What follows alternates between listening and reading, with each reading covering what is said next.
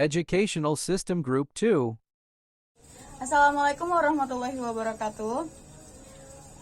We are from Group 2, which is consists of 5 personnel, and want to share our results of discussion which brought some material related to cross-cultural understanding.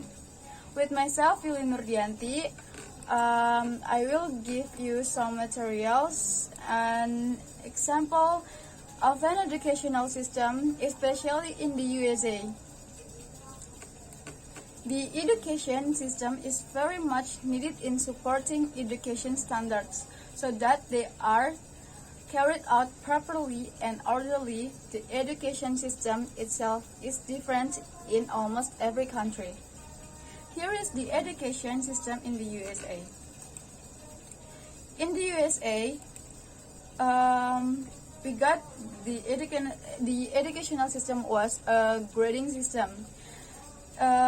You will have to submit your academic transcripts as part of your application for admission to university or college. Academic transcripts are official copies of your academic work. In the US, this includes your grades and grade point average or GPA, which are measurements of your academic achievement. Courses are commonly graded using percentages, which are converted into letter grades. Maybe that's all that I can explain. You will hear some explanation in the next material with my friends. My name is Irida Sinaga. I will continue the presentation for our friend Yuli Nurdianti. And the topic when I will explain is culture shock and culture adjustment. For the first, I will explain about culture shock. What is culture shock? Culture shock refers to feelings of uncertainty, confusion, or anxiety that people may experience when moving to a new country or experiencing a new culture or surrounding. Jadi, culture shock ini dapat diartikan sebagai perasaan yang gelisah, cemas, bingung, yang dialami oleh seseorang yang baru menempati suatu daerah atau wilayah dalam waktu yang akan cenderung lama. Jadi ibaratnya seseorang ini tidak menempati tempat itu hanya sebentar atau ibaratnya bisa dikatakan hanya liburan seperti itu. Next,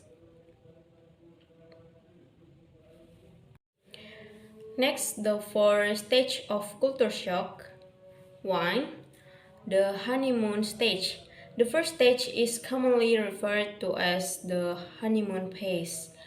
Number 2, the frustration stage. People may become increasingly irritated and disoriented as the initial glee of being in a new environment wears off. Number 3, the adaptation stage. The adaptation stage is often gradual as people feel more at home in their new surroundings. Number 4, or the last, the acceptance stage. During the acceptance or recovery stage, people are better able to experience and enjoy their new home.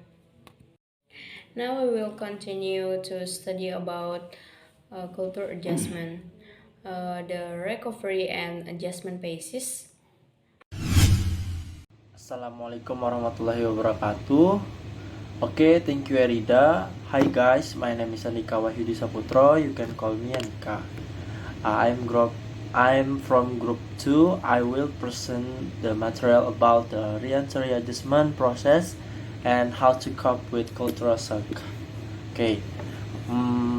Menempuh pendidikan tidak hanya bisa dilakukan di dalam negeri saja. Banyak orang yang memutuskan untuk melanjutkan pendidikan di luar negeri. Saat belajar, mereka di sana tentunya perlu melakukan berbagai adaptasi agar bisa bertahan dan menyesuaikan diri dengan pola dan budaya yang ada di sana. Tak jarang mereka bahkan mengalami yang namanya culture shock atau gegernya budaya. Culture shock can be interpreted as a feeling of resistance, confused, and actually expressed by someone who was just occupied a new area for a long time. The culture shock that generally occurs is the problem of the communication process because they have not mastered a foreign language fluently. Okay, there are several states a person will experience a culture shock.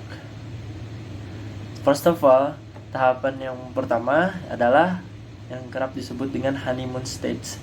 Tahapan ini terjadi pada kurun mulai dari minggu pertama hingga minggu keempat atau ketika genap 1 bulan. Permulaan geger utama yaitu akan memberikan perasaan euforia dan kebahagiaan karena adanya rasa tertarik tinggal di luar negeri. Kekaguman perasaan euforia tersebut disebabkan karena lingkungan yang berbeda, panorama yang indah, kemajuan teknologi modern yang ada di sana. Terus berbagai macam tradisi, kebiasaan unik. Terus yang kemudian permulaan pertama geger budaya akan meninggalkan pengalaman yang sangat menyenangkan.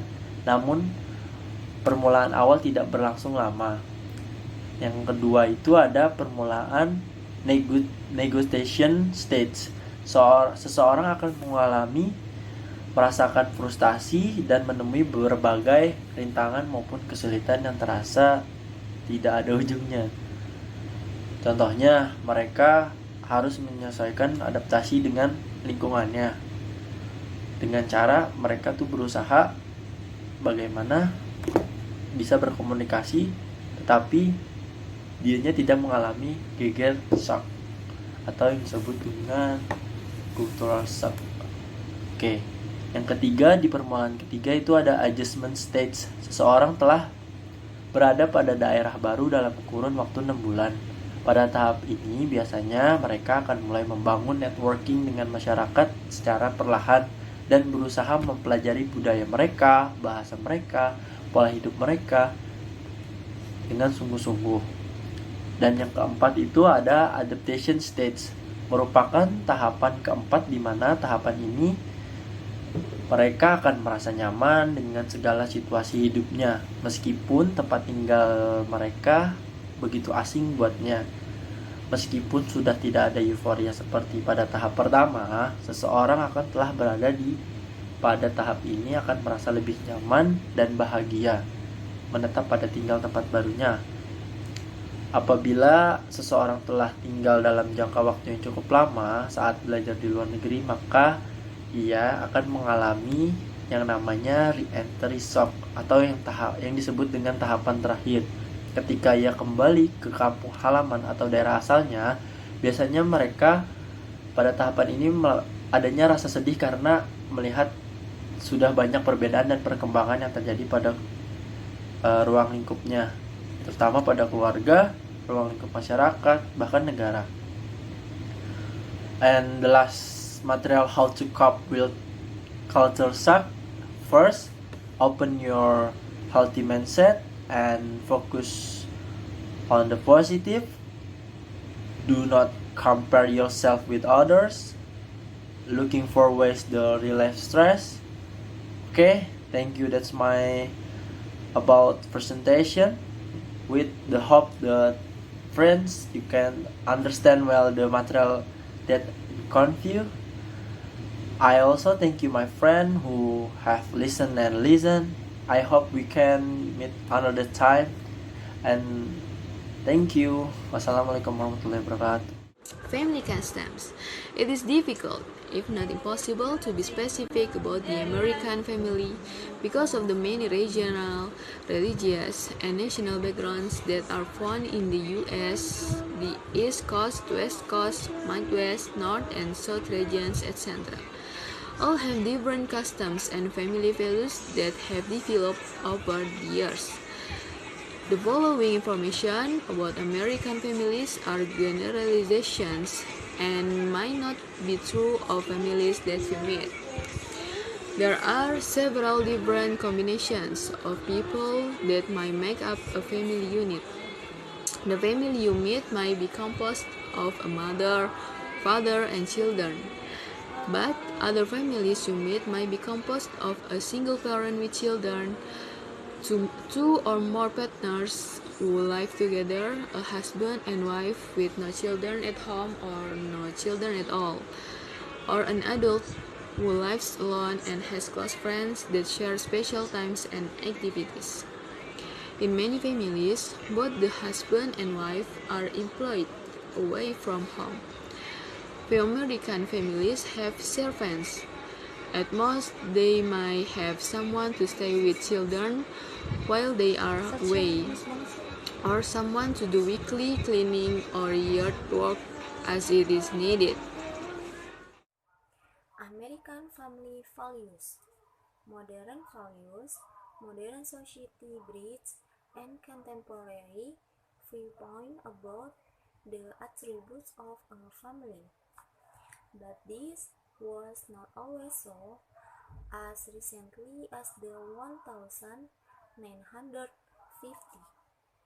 commonly used American family values talk for different approach to matters of gender, equality, and the family as a whole. Despite the disadvantages of the two mid-20th century ideals, many of them still have a viable place in contemporary belief system. Traditional values, although they are not for everyone, certain aspects of traditional ideals might still appeal to wide range of families. They represent enduring familial themes and the comfort of conventional home. The list below include both common and uncommon values for all passionate families. Demikian yang dapat kami sampaikan dalam presentasi ini. Semoga apa yang kami jelaskan bisa menambah wawasan teman-teman sekalian. Terima kasih sudah menyimak. Saya akhiri presentasi ini. Wassalamualaikum warahmatullahi wabarakatuh.